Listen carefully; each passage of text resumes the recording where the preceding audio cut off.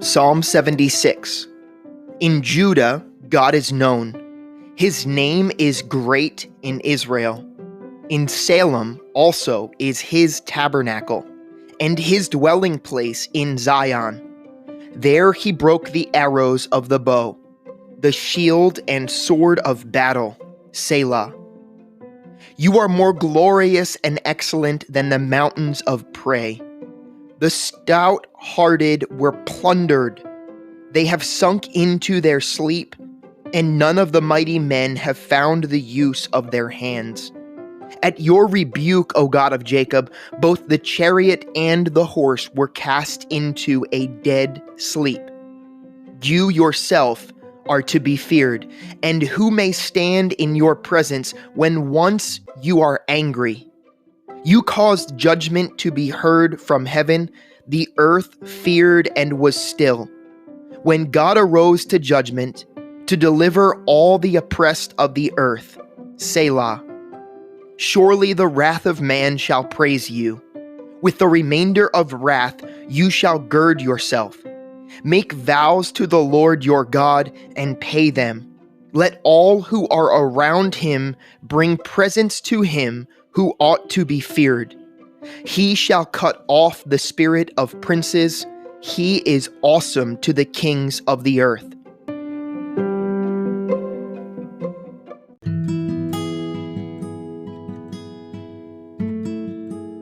Judges chapters 19 to 21. And it came to pass in those days, when there was no king in Israel, that there was a certain Levite staying in the remote mountains of Ephraim. He took for himself a concubine from Bethlehem in Judah. But his concubine played the harlot against him, and went away from him to her father's house at Bethlehem in Judah, and was there 4 whole months. Then her husband arose and went after her, to speak kindly to her and bring her back, having his servant and a couple of donkeys with him. So she brought him into her father's house, and when the father of the young woman saw him, he was glad to meet him. Now his father-in-law, the young woman's father, detained him, and he stayed with him 3 days, so they ate and drank and lodged there. And then it came to pass on the 4th day that they arose early in the morning, and he stood to depart. But the young woman's father said to his son-in-law, Refresh your heart with a morsel of bread, and afterward go your way. So they sat down, and the 2 of them ate and drank together. Then the young woman's father said to the man, Please be content to stay all night, and let your heart be merry. And when the man stood to depart, his father-in-law urged him, so he lodged there again. Then he arose early in the morning on the 5th day to depart, but the young woman's father said, Please refresh your heart. So they delayed until afternoon, and both of them ate. And when the man stood to depart, he and his concubine and his servant, his father-in-law, the young woman's father, said to him, Look, the day is now drawing toward evening. Please spend the night. So the day is coming to an end. Lodge here, that your heart may be merry. Tomorrow, go your way early, so that you may get home. However, the man was not willing to spend that night. So he rose and departed and came opposite Jebus, that is Jerusalem. With him were the 2 saddled donkeys. His concubine was also with him. They were near Jebus, and the day was far spent. And the servant said to his master, Come, please let us turn aside into this city of the Jebusites and lodge in it. But his master said to him, We will not turn aside here into a city of foreigners, who are not of the children of Israel. We will go on to Gibeah. So he said to his servant, Come, let us draw near to one of these places, and spend the night in Gibeah or in Ramah. And they passed by and went their way. And the sun went down on them near Gibeah, which belongs to Benjamin. They turned aside there to go in to lodge in Gibeah. And when he went in, he sat down in the open square of the city, for no one would take them into his house to spend the night. And just then an old man came in from his work in the field at evening, who also was from the mountains of Ephraim. He was staying in Gibeah, whereas the men of the place were Benjamites. And when he raised his eyes, he saw the traveler in the open square of the city. And the old man said, "Where are you going, and where do you come from?" So he said to him, "We are passing from Bethlehem in Judah toward the remote mountains of Ephraim. I am from there. I went to Bethlehem in Judah. Now I'm going to the house of the Lord. But there is no one who will take me into his house. Although we have both straw and fodder for our donkeys, and bread and wine for myself, for your female servant, and for the young man who is with your servant. There is no lack of anything." And the old man said, "Peace be with you. However, let all your needs be my responsibility. Only do not spend the night in the open square." So he brought him into his house and gave fodder to the donkeys, and they washed their feet and ate and drank. As they were enjoying themselves, suddenly certain men of the city, perverted men, surrounded the house and beat on the door.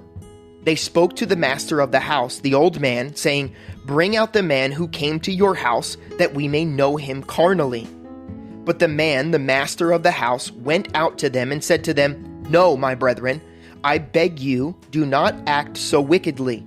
Seeing this man has come into my house, do not commit this outrage. Look, here is my virgin daughter and the man's concubine. Let me bring them out now. Humble them and do with them as you please, but to this man do not do such a vile thing." But the men would not heed him. So the man took his concubine and brought her out to them, and they knew her and abused her all night until morning, and when the day began to break, they let her go. Then the woman came as the day was dawning, and fell at the door of the man's house where her master was, till it was light. When her master arose in the morning and opened the doors of the house, and went out to go his way, there was his concubine fallen at the door of the house with her hands on the threshold. And he said to her, "Get up, and let us be going." But there was no answer. So the man lifted her onto the donkey, and the man got up and went to his place. When he entered his house, he took a knife, laid hold of his concubine, and divided her into 12 pieces, limb by limb, and sent her throughout all the territory of Israel. So it was that all who saw it, no such deed has been done or seen from the day that the children of Israel came up from the land of Egypt until this day. Consider it, confer, and speak up. So all the children of Israel came out, from Dan to Beersheba, as well as from the land of Gilead. And the congregation gathered together as one man before the Lord at Mizpah. And the leaders of all the people, all the tribes of Israel, presented themselves in the assembly of the people of God, 400,000 foot soldiers who drew the sword. Now the children of Benjamin heard that the children of Israel had gone up to Mizpah. Then the children of Israel said, "Tell us, how did this wicked deed happen?" So the Levite, the husband of the woman who was murdered, answered and said, "My concubine and I went into Gibeah, which belongs to Benjamin, to spend the night. And the men of Gibeah rose against me and surrounded the house at night because of me. They intended to kill me, but instead they ravished my concubine so that she died. So I took hold of my concubine, cut her in pieces, and sent her throughout all the territory of the inheritance of Israel, because they committed lewdness and outrage in Israel. Look, all of you are children of Israel. Give your advice and counsel here and now." So all the people arose as one man, saying, "None of us will go to his tent, nor will any turn back to his house. But now this is the thing which we will do to Gibeah. We will go up against it by lot. We will take 10 men out of every 100 throughout all the tribes of Israel, 100 out of every 1,000, and 1,000 out of every 10,000, to make provisions for the people, that when they came to Gibeah in Benjamin, they may repay all the vileness that they have done in Israel." So all the men of Israel were gathered against the city, united together as one man. Then the tribes of Israel sent men throughout all the tribes of Benjamin, saying, "What is this wickedness that has occurred among you? Now therefore deliver up the men, the perverted men who were in Gibeah, that we may put them to death and remove the evil from Israel." But the children of Benjamin would not listen to the voice of their brethren, the children of Israel. Instead, the children of Benjamin gathered together from their cities to Gibeah to go to battle against the children of Israel. And from their cities at that time the children of Benjamin numbered 26,000 men who drew the sword, besides the inhabitants of Gibeah, who numbered 700 select men. Among all these people were 700 select men who were left-handed. Every one could sling a stone at a hair's breadth and not miss. Now besides Benjamin, the men of Israel numbered 400,000 men who drew the sword. All of these were men of war. Then the children of Israel arose and went up to the house of God to inquire of God. They said, "Which of us shall go up first to battle against the children of Benjamin?" The Lord said, "Judah first." So the children of Israel rose in the morning and encamped against Gibeah. And the men of Israel went out to battle against Benjamin. And the men of Israel put themselves in battle array to fight against them at Gibeah. Then the children of Benjamin came out of Gibeah, and on that day cut down to the ground 22,000 men of the Israelites. And the people, that is, the men of Israel, encouraged themselves and again formed the battle line at the place where they had put themselves in array on the first day. Then the children of Israel went up and wept before the Lord until evening, and asked counsel of the Lord, saying, "Shall I again draw near for battle against the children of my brother Benjamin?" And the Lord said, "Go up against him." So the children of Israel approached the children of Benjamin on the second day. And Benjamin went out against them from Gibeah on the second day, and cut down to the ground 18,000 more of the children of Israel. All these drew the sword. Then all the children of Israel, that is, all the people, went up and came to the house of God and wept. They sat there before the Lord and fasted that day until evening. And they offered burnt offerings and peace offerings before the Lord. So the children of Israel inquired of the Lord. The ark of the covenant of God was there in those days. And Phinehas, the son of Eleazar, the son of Aaron, stood before it in those days, saying, "Shall I yet again go out to battle against the children of my brother Benjamin?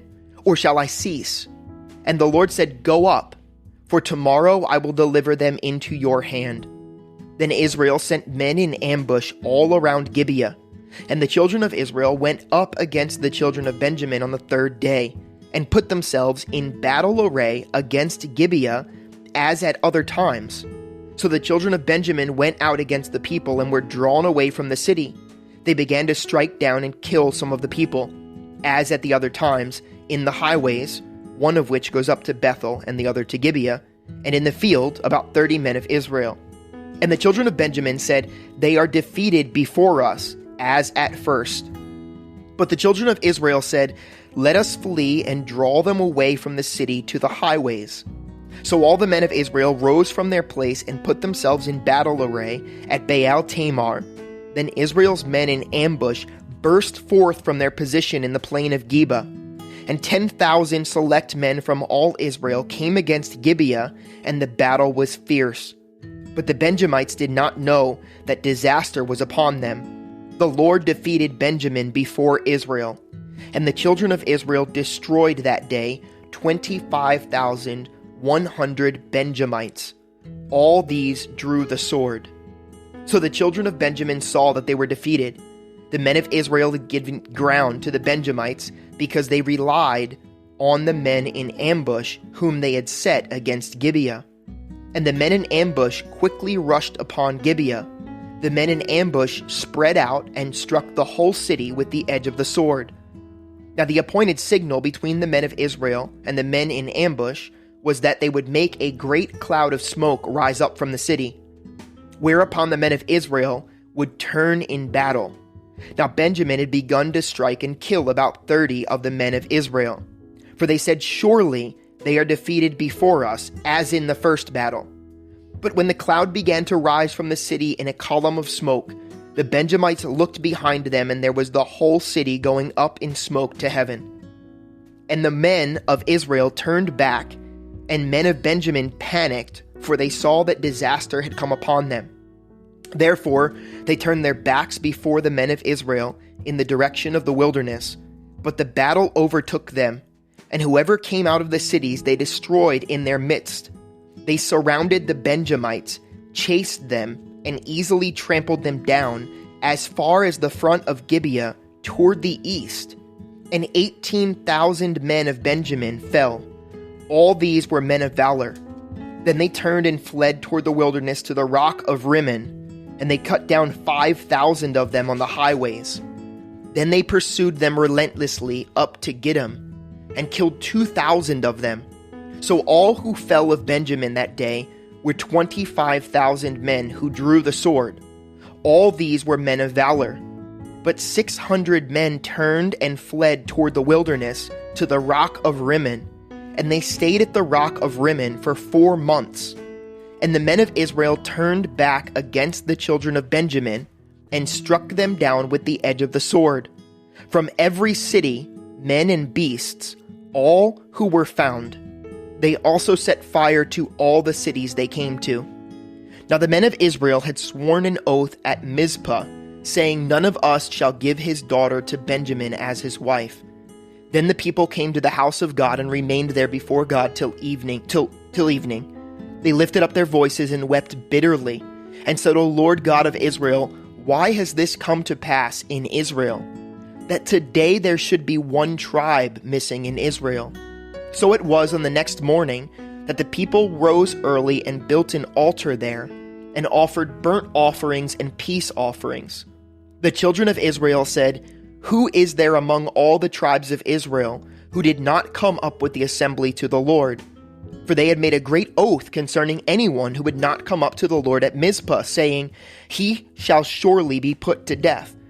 And the children of Israel grieved for Benjamin their brother, and said, "One tribe is cut off from Israel today. What shall we do for wives for those who remain, seeing we have sworn by the Lord that we will not give them our daughters as wives?" And they said, "What is there from the tribes of Israel? What one is there from the tribes of Israel who did not come up to Mizpah to the Lord?" And in fact, no one had come to the camp from Jabesh Gilead to the assembly. For when the people were counted indeed, not one of the inhabitants of Jabesh Gilead was there. So the congregation set out their 12,000 of their most valiant men, and commanded them, saying, "Go and strike the inhabitants of Jabesh Gilead with the edge of the sword, including the women and the children. And this is the thing that you shall do. You shall utterly destroy every male and every woman who has known a man intimately." So they found among the inhabitants of Jabesh Gilead 400 young virgins who had not known a man intimately. And they brought them to the camp at Shiloh, which is in the land of Canaan. Then the whole congregation sent word to the children of Benjamin, who were at the rock of Rimmon, and announced peace to them.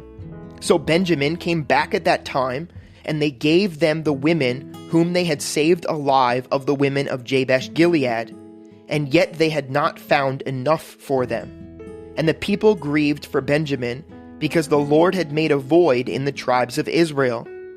Then the elders of the congregation said, "What shall we do for wives for those who remain, since the women of Benjamin have been destroyed?"